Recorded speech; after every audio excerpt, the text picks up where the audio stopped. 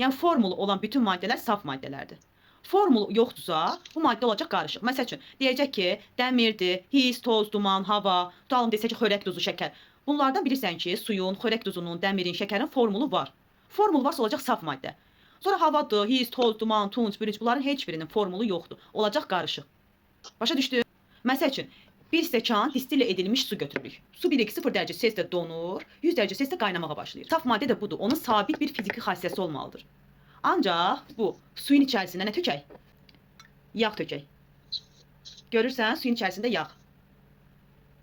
Bölmədim, həll olmuş. Ay sağ. Gözü bu bir qarışıqdır. Aha, bax, iki və daha artıq maddənin birləşməsi qarışıq əmələ gətirir.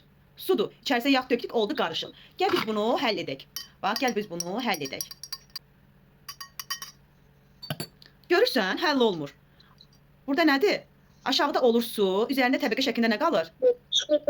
Yağ. Görürsən, yağ onun üzərində qalır, həll olmur. Bu qarışıqlara aid nümunədir. Qarışıqlar özləri də iki cür olur. Var eyni cinsli qarışıqlar, var müxtəlif cinsli qarışıqlar. Eyni cinsli, homogen bir cinsli. Bu üçü də eyni məna daşıyır. Bir də var heterogen qarışıq. Heterogen qarışıqlar, müxtəlif cinsli qarışıqlar. Bu ikisi də eyni məna daşıyır. Əgər qarışıqdakı maddənin hissəcikləri həm gözlə, həm də adi mikroskopla görmək mümkündürsə, bu müxtəlif cinsli qarışıqdır. Məsəl üçün, sudur, içərisinə yağ tökdük. Bu qarışığın içərisində həll oldu, bu iki qarışıq. Bu iki maddə həll oldu. Gözlə görürsən də. Hansı qarışıq olacaq? Eyni cinsli yoxsa müxtəlif cinsli? Əgər qarşıdakı maddələri biz gözlə görə biliriksə, yəni onlar bir-birində həll olmursa, o olacaq müxtəlif cinsli qarışıq. Yağ, su, ola bilər ki, məsəl üçün, neft su, məsəl üçün, qumun suda məhlulu, təbaşirin suda məhlulu, bir sıra maddələr hamısı müxtəlif cinsli qarışıqlar. Yəni, əgər qarşıdakı maddəni seçkənsən, gözlə görə bilirsənsə, olacaq müxtəlif cinsli. İndi bir nümunə göstərim. Bax, sudur. Gəl indi suyun içərisinə biz xörək duzu tökək. Bax, xörək duzu. Qarışdıraq.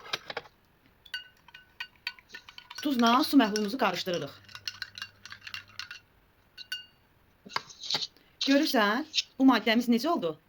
Həll oldu. Sən gözlə görə bilmirsən. Görürsən, gözlə görə bilirsən. Aha, gözlə görmək mümkündürsə. Müxtəlif cinsli, bax, gördün. Yağın suda məhlulu. Görürsən, gözlə görə bilirsən, qarışıq həll olmayıb. Ancaq tuzun suda məhlulu, gözlə görmək mümkün deyil. Çünki suda həll olur.